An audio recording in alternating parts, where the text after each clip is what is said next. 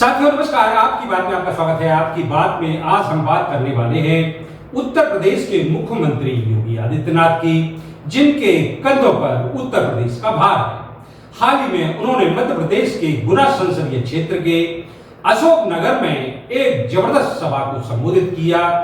अपने संबोधन के दौरान जहां उन्होंने केंद्र और राज्य सरकार की योजनाओं की उपलब्धि गिनाई, तो वहीं उन्होंने सिंधिया परिवार के योगदान, उनके सम्मान, समर्पण भाव की भी चर्चा की। उन्होंने कहा,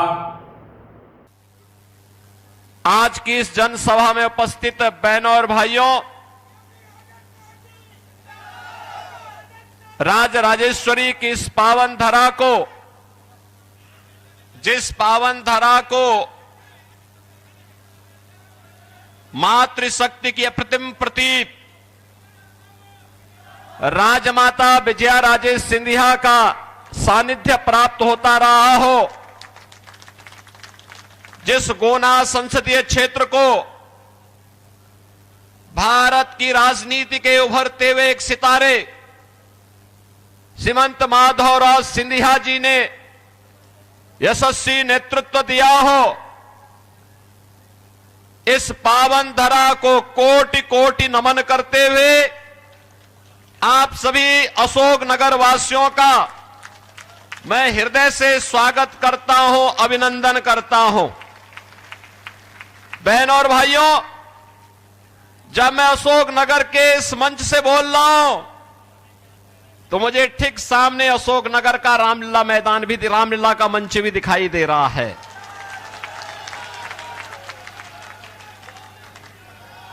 रामलीला का यह मंच हम सबको प्रभु राम के लीलाओं के साथ तो जोड़ता ही है, लेकिन साथ साथ हम सबको जोड़ता है संत तुलसीदास जी के साथ भी, जिन्होंने मध्यकाल में, मुगलों के शासन काल में इस धरती पर देश की आजादी के लिए रामलीलाओं की परंपरा को आगे बढ़ाया था।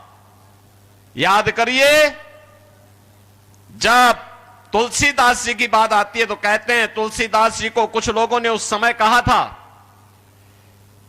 कि चलो आप भी अकबर से मिल लो, वो आपको भी अपने नवरत्नों में शामिल करेंगे। तो तुलसीदास जी ने कहा कि भाई देखो, अकबर कौन है मैं नहीं जानता। तो लोगों ने कहा कि बादशाह है भारत का।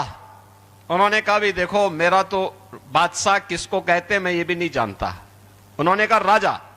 उन्होंने कहा देखो, मेरा तो एक ही राजा है और वह है राम। और बहनों और भाइयों, उस मध्यकाल में, मुगलों के शासन काल में तुलसीदास जी ने नारा दिया था, बोलो राजा रामचंद्र की।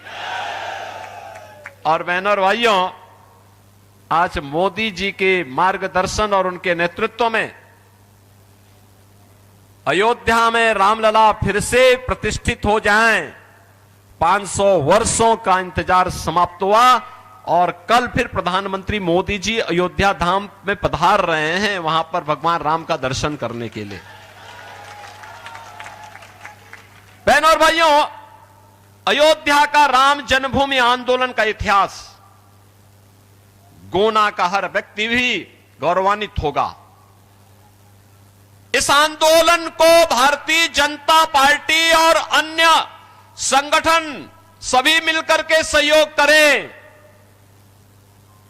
एक स्वर था उस समय जो मुखर रूप से कह रही थी कि इसका नेतृत्व हमें लेना चाहिए, क्योंकि हमारी आन मान शान का प्रतीक है। यह स्वर था राजमाता विजया राजे सिंधिया जी का। मुझे याद है, राम जन्मभूमि के किसी भी आंदोलन में उन्होंने अपने व्यक्तिगत कार्यक्रमों को छोड़ करके, व्यक्तिगत साधना को छोड़ करके, व्यक्तिगत अन्य कार्यों को एक और करके वे अयोध्या में राम मंदिर की स्थापना होनी चाहिए, राम मंदिर बनना चाहिए, इस आंदोलन के साथ राजमाता पहले दिन से लेकर के अंतिम दिनों तक इस कार्यक्रम के साथ जुड़ी रही। और आज हम सब प्रसन्नता हमें इस बात की है, जब अयोध्या में राम मंदिर का निर्माण हुआ, प्रभु राम 500 वर्षों के बाद विराजमान हुए और प्रभु ने वहां होली भी खेली और 500 वर्षों के बाद अपना जन्मोत्सव भी मनाया। तो सचमुच सचमुच राजमाता आज हमारे बीच में नहीं, लेकिन राजमाता की आत्मा को असीम शांति प्राप्त हुई होगी कि जो हमारा सपना था वो सपना आज हमारी वर्तमान पीढ़ी साकार कर रही है। उनका अत्यंत सानिध्य प्राप्त होता था। कितना वात्सल्य था उनके मन में, देश के लिए, समाज के लिए, जनता जनार्दन के लिए। सचमुच राजमाता थी। और गुनावासी तो इस बात के लिए सौभाग्यशाली हैं कि 15 वर्षों तक राजमाता आपका नेतृत्व किए देश की संसद में और 17 वर्षों तक भारतीय राजनीति में शुचिता के प्रतीक के रूप में जिन्होंने विकास को प्राथमिकता देकर के उस कालखंड में जब साधन नहीं थे तब भारत के रेल मंत्री के रूप में और जिस भी प्रकार का दायित्व मिला उसमें कार्य का एक स्टैंडर्ड दिया देश को और उसके माध्यम से भारत की प्रगति का मार्ग कैसे आगे बढ़ना है, ऐसे श्रीमंत माधवराव सिंधिया जी का वैसानिध्य इस क्षेत्र को मिलता रहा। बहन और भाइयों, आज आप सौभाग्यशाली हैं कि यहां पर श्रीमंत ज्योतिरादित्य सिंधिया जी के लिए वहां आपका नेतृत्व देने के लिए एक बार फिर से आपके बीच में यहां पर उपस्थित हैं। उनके पास विकास का एक विजन है और उन्होंने भारत सरकार के नागर विमानन मंत्री के रूप में जो प्रगति की अभूतपूर्व है। आप याद करिए, आजादी के पहले से लेकर के 2014 तक देश के अंदर केवल 74 एयरपोर्ट थे और उन्होंने पिछले 5 वर्ष के अंदर 150 से ऊपर ये संख्या पहुंचा दी, 150 से अधिक एयरपोर्ट। और प्रधानमंत्री जी के सपने को साकार कर दिया कि हवाई चप्पल पहनने वाला भी हवाई जहाज की यात्रा करेगा। बहनों और भाइयों, हमारा विकास का सारथी तो ऐसे ही होना चाहिए, होना चाहिए ना। और यही कारण है पूरे देश के अंदर आज जो आवाज आ रही है वह यही आवाज है, एक स्वर है। 2 चरणों का चुनाव संपन्न हुआ है। बहनों और भाइयों, मैं अब तक लगभग 9 राज्यों में भारतीय जनता पार्टी के प्रत्याशियों के समर्थन में जनसभाओं को करने के बाद आज मुझे मध्य प्रदेश भी आना पड़ा। गुना में तो मैं इसलिए भी आया हूं, भारतीय जनता पार्टी के प्रत्याशी के साथ साथ सिंधिया परिवार के साथ और उत्तर प्रदेश के विकास के लिए किए गए कार्यों को सिंधिया परिवार के द्वारा, ज्योतिरादित्य सिंधिया जी के द्वारा, राजमाता जी का जो सानिध्य था, इन सब को आगे बढ़ाने के साथ साथ उसके प्रति आपका आह्वान करने के लिए मैं आया हूं कि कैसे विकास के कार्यों को इस परिवार ने राम जन्मभूमि के मूवमेंट को आगे बढ़ाने में अपना योगदान दिया था और वही आपका आह्वान करने के लिए आया हूं। लेकिन मैं कह सकता हूं पूरे देश के अंदर जो आवाज है, 2 ही स्वर गूंज रहे हैं। एक है चारों ओर एक ही स्वर है कि फिर एक बार मोदी सरकार का एक ही स्वर गूंज रहा है। और लोगों से पूछा जाता है कि क्यों मोदी सरकार क्यों चाहिए, तो लोग कहते हैं साहब विकास भी होगा, सब कुछ होगा। लेकिन उनके मन में एक ही बात है, उत्तर दक्षिण पूरब पश्चिम लोग एक ही बात कहते हैं और कह रहे हैं जो राम को लाए हैं हम उनको लाएंगे। देखो, मोदी जी कहते हैं कि विरासत का सम्मान होना चाहिए।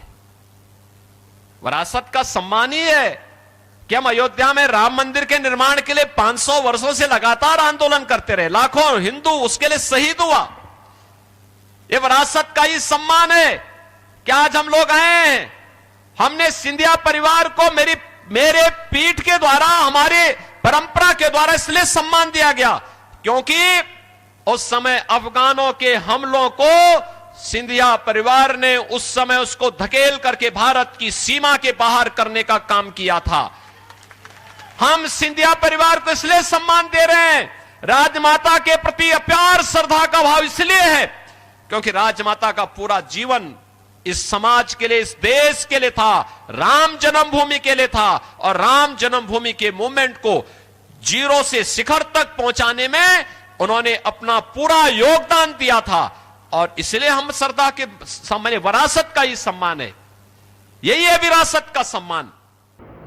इससे पूर्व गुना संसदीय क्षेत्र से प्रत्याशी श्रीमती ज्योतिरादित्य सिंधिया ने भी इस सभा को संबोधित किया। कभी सुना है 48 घंटे में मुआवजा राशि का प्रमाण पत्र आना? बताओ मुझे। यह संभव है क्योंकि डबल इंजन की सरकार है, डबल इंजन की सरकार है। और आज मैं आपसे निवेदन कर रहा हूं कि कृपा करके ट्रिपल इंजन की सरकार स्थापित कर लो। केंद्र में मोदी जी, प्रदेश में मोहन यादव जी, और अशोकनगर में आपका सेवक आपके लिए सदैव हाजिर है मेरे भाई और बहन। तत्पश्चात मध्य प्रदेश भाजपा के अध्यक्ष बीडी शर्मा ने भी सभा को संबोधित किया। ये जो चुनाव प्रधानमंत्री नरेंद्र मोदी जी को तीसरी बार देश के अंदर प्रधानमंत्री बनाने का चुनाव है। ये अलग बात है कि जिस तरह से चुनावी दौर आगे बढ़ रहा है, उसको लेकर जिस तरह से उपलब्धि, आरोप और हमलों के दौर जारी है, अब परिणाम क्या होंगे ये तो समय ही तय करेगा। मगर जिस तरह से उत्तर प्रदेश के मुख्यमंत्री योगी आदित्यनाथ ने कहा कि वह 9 राज्यों के दौरे कर चुके हैं और उन्हें जो भाव दिख रहे हैं, हो सकता है कि उनका खुलासा 4 जून को परिणाम के साथ हो। मगर सच क्या है, परिणाम क्या होंगे, यह तो आने वाला समय ही तय करेगा। तो साथियों, आपने देखा, यह थी हमारी आपकी बात। आपकी ही बात में फिर हम किसी नए विषय और नई शख्सियत के साथ आपके साथ होंगे। तब तक के लिए बीएस भुल्ली का नमस्कार। की बात बीएस भुल्ली के साथ आपकी बात कहने संपर्क करें।